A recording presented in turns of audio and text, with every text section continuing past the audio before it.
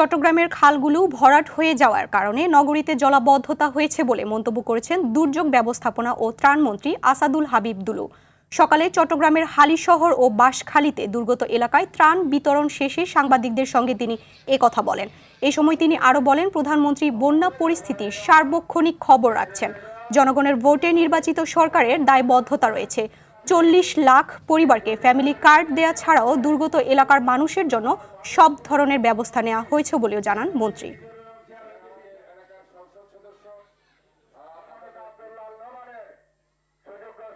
এখানে খালগুলো সব ভরাট হয়ে গিয়েছে।